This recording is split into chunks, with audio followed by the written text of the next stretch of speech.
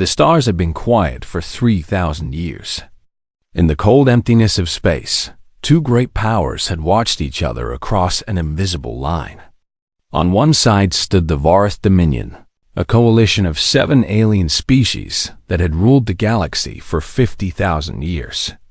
On the other side stood humanity, a young species that had surprised everyone by refusing to die. Admiral Jack Morrison remembered the stories his grandfather had told him. Every human child grew up hearing about the First War. They learned how humanity had taken its first steps into space and found a galaxy already owned by others. They learned how the Vorath had come with their massive fleets and demanded surrender. And they learned how humanity had said no. The First War had lasted 40 years. Humanity had lost billions of people. Entire colonies had been burned to ash. But they had not surrendered. They had fought with everything they had, and in the end, the Vorath had been forced to accept something they had never accepted before. A truce, not a victory. Not a conquest. A truce with a species they considered primitive.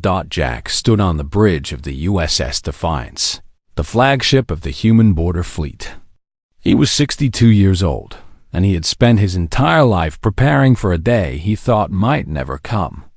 His hair had turned gray, and his face carried the lines of a man who had seen too much. But his eyes were sharp, and his mind was sharper. The bridge was quiet. Officers moved between stations, checking systems and monitoring the endless darkness beyond the hull. Lieutenant Amy Lawson sat at the communications console, her fingers moving across the controls with practiced ease. She was young, only 28, and she had never known war.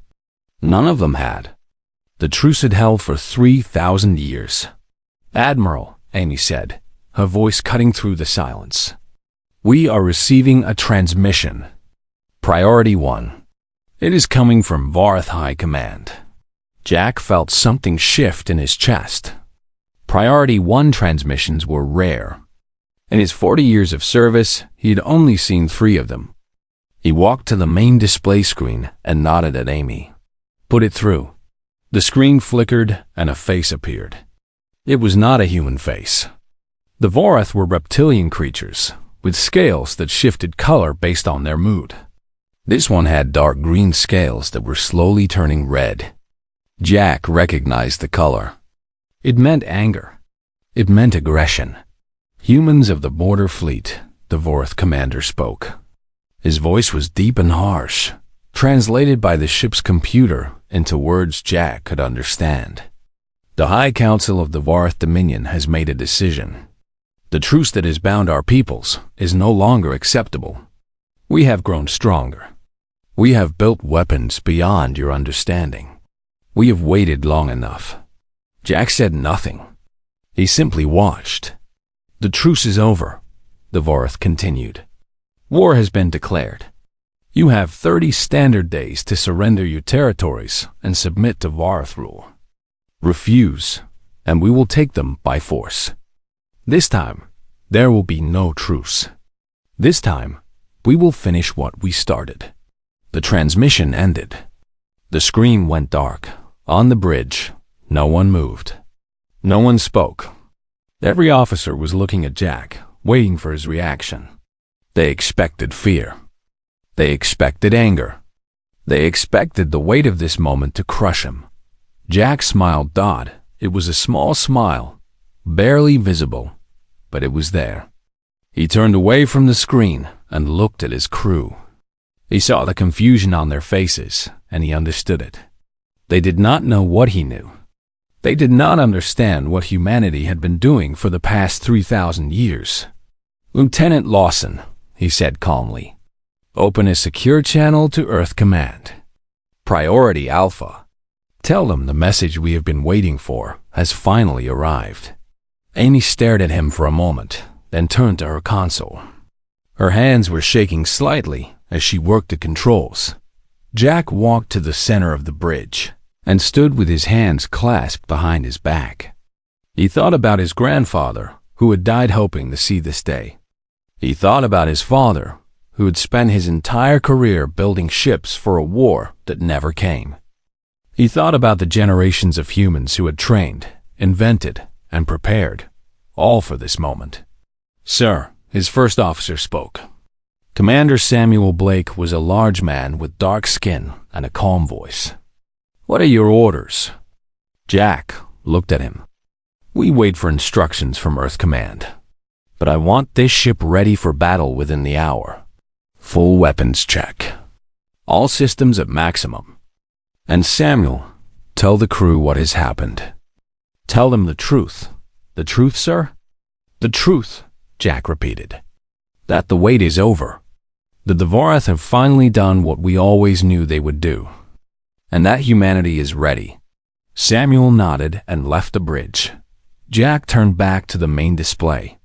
Somewhere out there, beyond the border, the Dvorath were gathering their fleets. They believed they were about to crush a primitive species. They believed the past 3,000 years had made them stronger, while humanity had grown weak. They had no idea how wrong they were. On Earth, the news spread within hours. Government officials gathered in emergency sessions. Military commanders opened sealed orders that had been passed down through generations. Citizens watched the broadcasts and felt something strange in their hearts. Not fear, not panic. Something else. Excitement. For 3,000 years, humanity had lived under a cloud. They had been told they were lucky to survive. They had been told the Dvorath would return one day to finish the job. Every generation had grown up knowing that the truce was not peace. It was just a pause. Now the pause was over. And humanity was ready to show the galaxy what they had become. In the shipyards orbiting Mars, workers who had spent their lives building warships finally understood the purpose of their labor.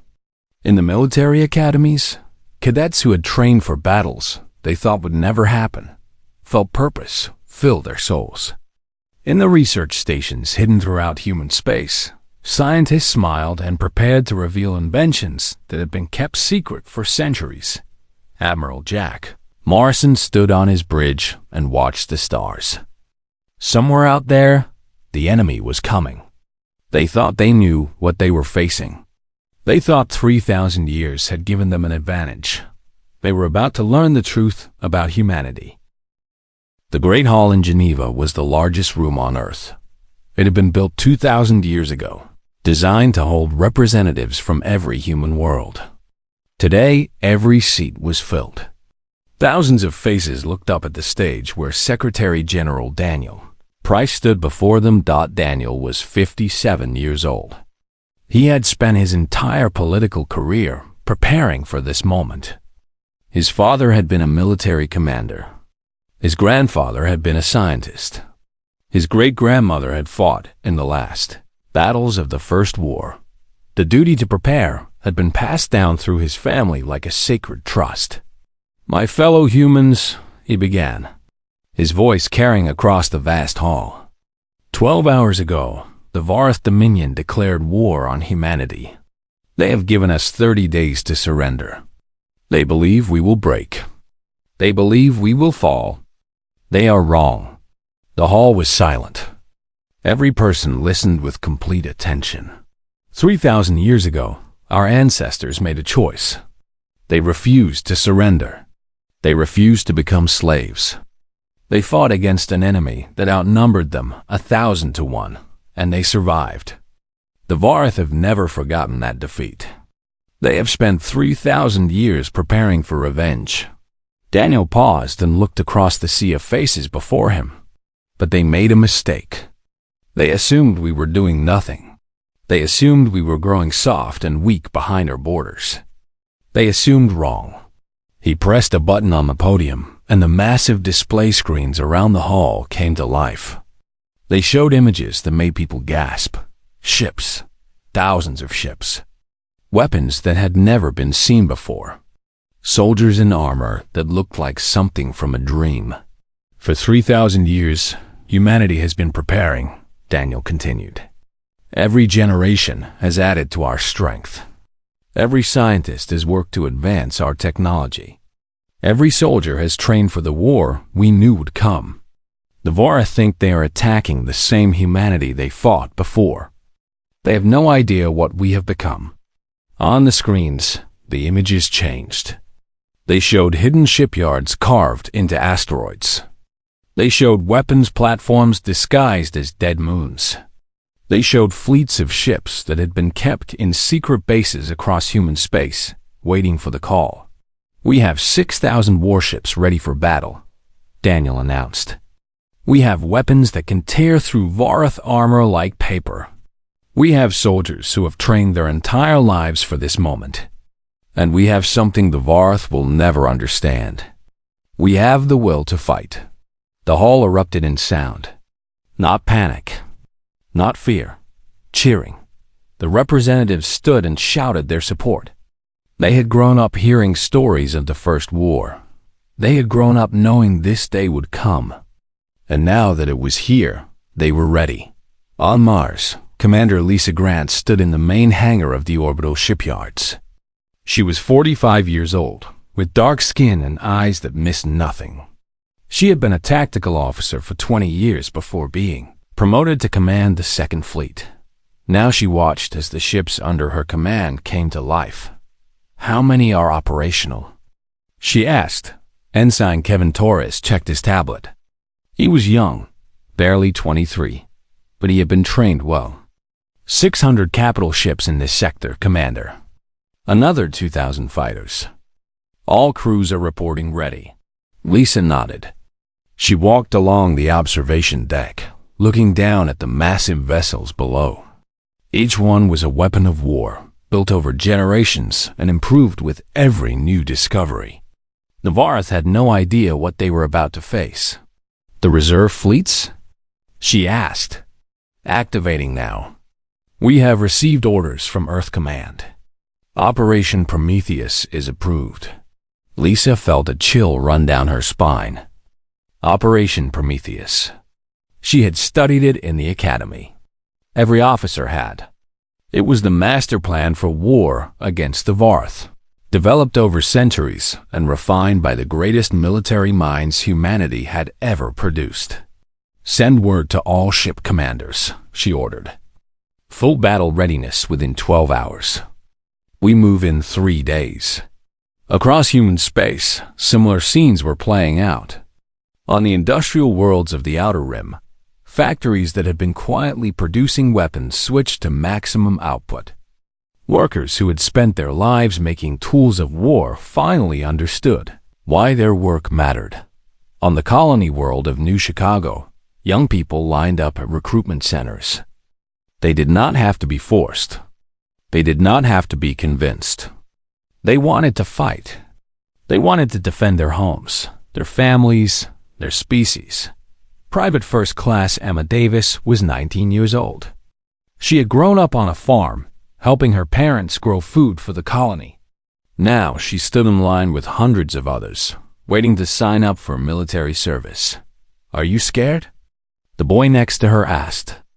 His name was Chris Palmer, and he was barely 18. Emma thought about the question. She remembered the stories her grandmother had told her about the First War. She remembered the promise that every human child made when they came of age. To be ready, to stand strong, to never surrender.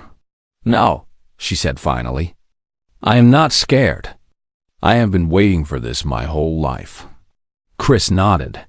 He understood. Every human understood. In the research stations, hidden throughout human space, scientists prepared to reveal their greatest secrets. Dr. Henry Walsh had spent 40 years developing new shield technology.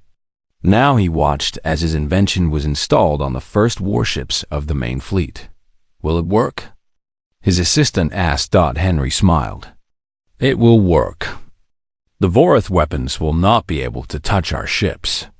We have been testing this technology for decades. We were just waiting for the right moment to use it." The assistant looked at him with wonder. "You knew this day would come." "We all knew," Henry replied. "Every scientist who ever worked in these stations knew. We were not just doing research. We were preparing for survival. Back on Earth, Secretary General Daniel Price finished his speech and stepped down from the podium. His advisors gathered around him, their faces filled with determination. "The fleets are mobilizing," his military advisor reported. "We will be ready to meet the Vorath in 2 weeks." Daniel nodded. "Good. Make sure our border stations hold until then. We need to buy time for the main fleet to assemble." "Sir, what about the civilians? Should we begin evacuations?" Daniel shook his head. "No evacuations. The Vorath will not reach our inner worlds. I promise you that." He looked at his advisors with steady eyes. 3,000 years ago, we showed the galaxy that humanity would not die quietly. Now we will show them something even more important. We will show them that humanity can win. The preparations continued across every human world. Ships launched. Soldiers trained. Weapons were loaded. And everywhere, humans looked up at the stars with something that surprised even themselves. They were not afraid. They were eager. The challenge had been made. And humanity was ready to answer. The Vorath fleet crossed the border on the 18th day after declaring war. They came with 10,000 ships, each one larger than anything humanity had ever built. Their commander was Vorak the Conqueror, a warrior who had personally destroyed 12 civilizations. He stood on the bridge of his flagship and watched the stars pass by with cold satisfaction. "How long until we reach the first human colony?" he asked. His second officer checked the navigation display. 4 hours, Supreme Commander. The world is called Kepler 7. Population of 2 million. Vorak made a sound that might have been laughter. 2 million. A small number. We will burn them as an example to the others. Let the humans see what happens when they refuse to submit. The Vorath fleet moved through space like a storm of metal and fire. Their ships were massive, covered in weapons and armor that had been designed to crush any resistance. For 50,000 years, the Vorath had conquered every species they encountered. They expected this war to be no different. What they did not expect was the human fleet waiting for them at Kepler-7. Admiral Jack Morrison had arrived 3 days earlier with 50 ships. It was a small force compared to the Vorath Armada, but Jack was not worried. He had seen the reports from the research stations. He knew what human technology could do now. "Contact," Lieutenant Amy Lawson reported. "Vorath fleet entering sensor range. 10,000 ships confirmed." On the bridge, officers exchanged glances. 10,000 against 50. The numbers were not good, but Jack remained calm. "Signal all ships. Hold position. Let them come to us." The human fleet formed a defensive line around the planet. Below them, 2 million people watched the sky and waited.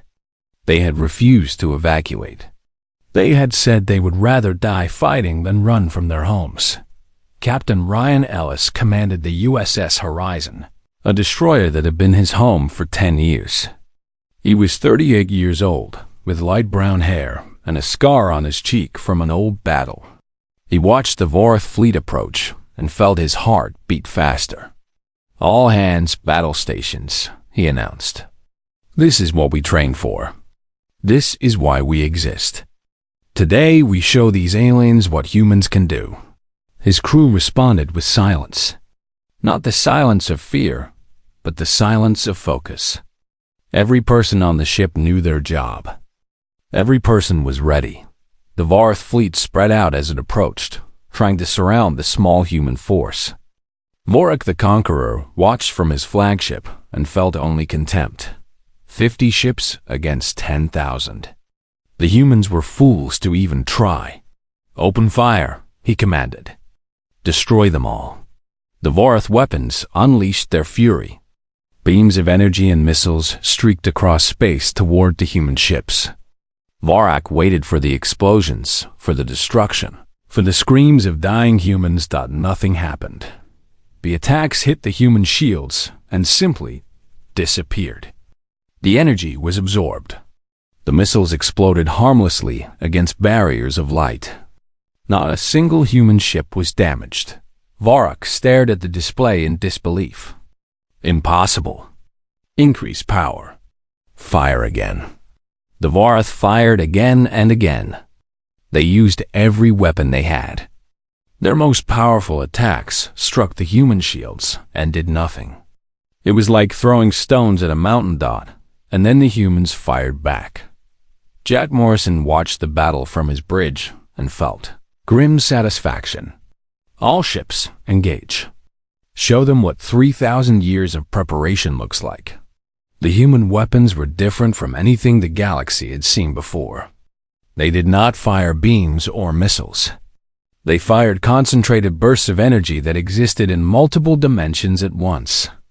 Vorath shields, designed to block normal weapons, could not stop them.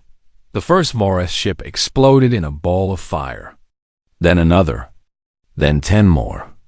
The human fleet moved forward, their weapons tearing through the enemy like a hot knife through butter. Captain Ryan Ellis pushed his ship into the heart of the Vorath formation. His crew worked with perfect coordination, each person doing their part. Around them, enemy ships were dying by the hundreds. "Target that cruiser," Ryan ordered. Full power. The USS Horizon fired, and the Vorath cruiser 3 times its size broke apart in flames. Varrock. The Conqueror watched his fleet being destroyed and felt something he had never experienced in his long life. Fear. True. Fear. Retreat, he screamed. All ships retreat. But it was too late. The human fleet had cut off their escape routes. Ship after ship was destroyed. The Vorath fired desperately, but their weapons could not touch the human vessels. About 4 hours after the battle began, it was over. The advance force of 300 Vorath ships had been reduced to debris floating in space. Not a single human ship had been lost. Not a single human life had been taken. On the surface of Kepler-7, 2 million people watched the sky light up with distant explosions. When the news came that they were safe, they did not cheer. They simply nodded. They had always known this would happen. They had always believed in humanity. Admiral Jack Morrison stood on his bridge and looked at the destruction around them. Debris from Vorath ships filled the space around Kepler-7 like a graveyard of metal. "Lieutenant Lawson," he said quietly, "send a message to Earth Command. The first battle is won. Enemy advance force destroyed. No human losses." Amy stared at him with wide eyes. "Sir, that was incredible. How did we do that?" Jack smiled slightly. 3,000 years of preparation. 3,000 years of scientists working in secret. 3,000 years of soldiers training for this moment. He looked out at the stars. The Vorath thought time was on their side. They were wrong. Far away, in the Vorath home system, the High Council received the news of their defeat. The 7 leaders of the Dominion sat in stunned silence as they listened to the reports. Their advance force, 300 of their finest ships, had been wiped out by a human fleet 1/6 its size. "This is impossible," one of the council members hissed. "The humans cannot have weapons like this. Our intelligence said they were weak." "Your intelligence was wrong," another replied coldly. "The humans have been hiding their true strength. They let us believe they were primitive while they prepared for this war." The council argued and blamed each other, but one thing was clear. The war they had expected would be easy had just become something else entirely. The humans were not going to be easy prey. They were going to be the greatest challenge the Vorath had ever faced. And somewhere in human space, Admiral Jack Morrison prepared for the next battle. The first victory was just the beginning. There was still a war to win. The news of the Battle of Kepler-7 spread across the galaxy like fire. On every human world, people celebrated the victory. On Vorath worlds, Leaders gathered in emergency sessions to understand what had gone wrong. And on the worlds of other species, beings who had lived under Vorath rule for thousands of years watched with growing hope. General Megan Harris stood in the underground command center beneath the surface of Luna. She was 53 years old, with auburn hair streaked with silver and eyes that seemed to see everything at once. Around her, dozens of officers worked at their stations, coordinating the largest military operation in human history. "Status report," she commanded. "All reserve fleets are now active," her aide reported. "We have 4,000 capital ships ready for deployment. Ground forces are mobilizing on every colony world. Project Guardian is ready for launch." Megan nodded. Project Guardian was humanity's greatest secret. For 2,000 years, scientists had worked on weapons that could change the course of any war. Now, those weapons were ready to be used. "Launch Guardian," she ordered, "and begin the counterattack. It is time to take this war to the Vorath."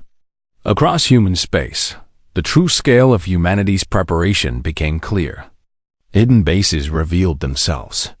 Ships that had been kept in storage for centuries powered up their engines. Soldiers who had trained their entire lives finally received the orders they had been waiting for. Commander Lisa Grant led the Second Fleet into Vorath territory. Her ships moved through enemy space with speed and precision, striking supply lines and communication stations. The Vorath had expected the humans to defend their borders. They had not expected them to attack. "Commander, we are approaching the target," Ensign Kevin Torres reported. Lisa looked at the tactical display. Ahead of them was a Vorath supply depot, protected by 200 enemy ships. Her fleet numbered only 80 vessels. The odds seemed bad, but Lisa knew better. "All ships, attack formation," she ordered. "Hit them fast and hard. Do not give them time to react." The Second Fleet struck like a hammer. Human weapons tore through Vorath shields as if they did not exist. Enemy ships exploded one after another, their crews never understanding what was killing them. In 30 minutes, the depot was destroyed. Lisa's fleet had not lost a single ship. "Set course for the next target," she ordered. "We have a long way to go." On the other side of the front line, Lieutenant Commander Nathan Cole flew his fighter through the wreckage of a Vorath carrier. He was 29 years old, young for his rank, but he had proven himself in battle after battle. His squadron had destroyed more enemy ships than any other in the fleet. "Nice shot, Commander," his wingman reported. "That makes 17 kills today." Nathan checked his sensors. More enemy ships were approaching. He smiled. "Then let us make it 20. All fighters, form up. We have more work to do." The human fighters were smaller than Vorath attack craft, but they were faster and more deadly. Their weapons could punch through enemy armor with ease, and their pilots had trained for years in advanced combat techniques. Nathan led his squadron into the heart of the enemy formation. They moved like a single creature, each pilot knowing exactly where the others would be. Vorath ships tried to track them, but the humans were too fast. They struck, destroyed, and vanished before the enemy could respond. Back on Luna, General Megan Harris received reports from across the front line. The counterattack was working. Human forces were pushing into Vorath territory faster than anyone had predicted. The enemy was in full retreat. "General, we are receiving a transmission from the Vorath High Council," an officer reported. Megan frowned. "Put it through." The screen showed the council chamber of the Vorath Dominion. 7 leaders sat in their chairs, their faces twisted with anger and fear. "Humans," one of them spoke. "You have surprised us. We admit this, but do not think you have won. We are calling upon the full might of the Dominion. 20,000 ships are being assembled. Billions of soldiers are being mobilized. You cannot defeat us all." Megan looked at the screen with cold eyes. You declared war on us. You threatened to destroy our people. Now you are learning the cost of that mistake. We offer you terms, another council member said. A new truce, more generous than before. You will be given additional territory. We will withdraw from certain systems. There is no need for more bloodshed. Megan shook her head slowly. 3,000 years ago, you gave us a truce because you could not defeat us. Now you want another truce because you are losing. The answer is no. This war will end when the Vorath Dominion no longer has the power to threaten anyone ever again. She cut the transmission. General, her aide said quietly, 20,000 ships is a lot. Can we really defeat them all? Megan turned to face her staff. They were looking at her with a mixture of hope and concern. She understood their worry. 20,000 ships was the largest fleet the Vorath had ever assembled. It would be the greatest battle in galactic history. Let me tell you something, she said. For 3,000 years, we have been preparing for exactly this moment. Our scientists have developed weapons the Vorath cannot imagine. Our soldiers have trained for battles they thought would never come. And our people have carried a dream in their hearts. The dream of never living in fear again. She pointed at the tactical display where the positions of human and Vorath forces were shown. The Vorath have numbers. But we have something more important. We have purpose. We have unity. And we have 3,000 years of anger waiting to be released. She smiled grimly. When their fleet comes, we will be ready. And when the battle is over, the galaxy will never forget what humanity can do. Around the galaxy, other species watched the war with growing amazement. For 50,000 years, no one had challenged the Vorath and survived. Now the humans were not just surviving. They were winning. On the slave world of Krath 4, beings who had served the Vorath for generations looked up at the sky and whispered about the humans. They spoke of hope. They spoke of freedom. They spoke of a future where they might not live in chains. On the merchant world of Neva, traders bet against the Vorath for the first time in history. The odds were changing. The galaxy was changing. And at the center of it all, humanity pressed forward. Not for conquest. Not for revenge. But for a simple truth that every human child learned from birth. They would never surrender. They would never submit. And they would never stop fighting until they were free. The greatest battle was still to come. But humanity was ready. 18 months after the war began, the human fleet entered the Vorath home system. Admiral Jack Morrison stood on the bridge of the USS Defiance and looked at the planet below. It was a world of red continents and purple oceans, the birthplace of the species that had ruled the galaxy for 50,000 years. Around him, 3,000 human warships held position. They had fought their way across enemy space, destroying fleet after fleet, liberating world after world. The Vorath had thrown everything they had at humanity, and it had not been enough. Admiral, Lieutenant Amy Lawson reported, "We are detecting the remaining Vorath fleet. 5,000 ships in orbit around the homeworld." Jack nodded. 5,000. It was the largest force the Vorath had left. Everything else had been destroyed in the battles across their empire. "Signal all ships," he ordered. "Prepare for final engagement.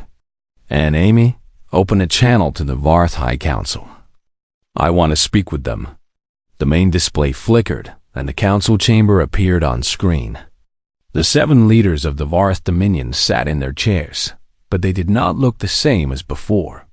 Gone was the arrogance and contempt. Now their faces showed only exhaustion and fear. Admiral Morrison, the head of the council, spoke. His voice was tired. "You have won. We accept this. What are your terms?" Jack looked at them for a long moment. He thought about the first war, 3,000 years ago. He thought about the billions of humans who had died fighting for survival. He thought about the generations that had lived under the shadow of Varth revenge. "The terms are simple," he said. "The Varth dominion is dissolved. Your conquered species are to be freed immediately. Your military will be reduced to defensive forces only. Your weapons research will be supervised by a galactic council that includes all species." The council members exchanged glances. These were harsh terms, but they had no choice. "And if we refuse?" one of them asked. Jack did not blink. "Then we will destroy your fleet, land our forces on your world, and impose these terms by force. The only choice you have is whether your people suffer more than they already have." The council was silent for a long moment. Finally, the head of the council lowered his head. "We accept your terms." The war was over. The news spread across the galaxy within hours. On human worlds, people poured into the streets to celebrate. They hugged strangers and cried tears of joy. For 3,000 years, they had lived with the fear that the Varth would return. Now that fear was gone forever. On worlds that had been under Varth rule, beings of 100 different species looked up at the sky and realized they were free. Some of them had never known freedom. Their parents and grandparents and great-grandparents had all been slaves. Now they could build their own futures. Secretary General Daniel Price addressed the people of humanity from the Great Hall in Geneva. His voice was carried to every human world, to every colony, to every ship in space. "Today, humanity has achieved something that no one believed possible," he said. "We have defeated an empire that ruled the galaxy for 50,000 years. We have freed billions of beings from slavery. We have proven that courage and determination can overcome any obstacle." He paused and looked into the camera. "But I want you to remember something important. We did not fight this war for conquest. We did not fight for revenge. We fought because we had no choice. The Varth declared war on us, and we answered that challenge. Now the challenge is over, and we must become something new. Not conquerors, not rulers, but leaders. We must help build a galaxy where no species lives in fear, where no one is a slave, where all beings have the chance to reach for the stars." The speech was followed by celebrations that lasted for days. But even as they celebrated, humans were already looking toward the future. There was much work to do. Admiral Jack Morrison retired 3 months after the war ended. He went to a small farm on a colony world called New Haven and spent his days watching the sun rise over green fields. Sometimes young people would come to visit him, wanting to hear stories about the war. He would tell them about the battles, about the victories, about the comrades he had lost along the way. But the story he always ended with was about the truce. "The Varth made a mistake," he would say. "They thought time was on their side. They thought 3,000 years would make them stronger and us weaker. They did not understand humanity. They did not know that we never forget. We never stop preparing. And we never give up." The young people would nod and thank him and return to their lives. And Jack would sit on his porch and look up at the stars and remember all the friends who had not lived to see this day. 1,000 years later, the galaxy had changed beyond recognition. The Varth were still there, but they were just one species among many. Their empire was gone, remembered only in history books. In its place was a galactic community of hundreds of species, working together, trading together, building together. At the center of this community was humanity. Not as conquerors, but as partners. They had earned the respect of the galaxy through their courage and their mercy. They had defeated the greatest empire in history. And then they had helped rebuild what was destroyed. On the Galactic Council Station, a young delegate from a newly discovered species asked an old ambassador why the humans held such an important position. The ambassador was from a species that had been freed from Varth slavery after the war. His name was Krell, and he had spent his entire life studying the history of the galaxy. Because they showed us what was possible, he explained. For 50,000 years, we all believed the Vorath were invincible. We believed there was no point in fighting back. Then the humans proved us wrong. They showed us that even the greatest power can be defeated by those who refuse to surrender. The young delegate thought about this. But that was 1,000 years ago. Why do they still matter now? Krell smiled. Because the lesson they taught us is eternal.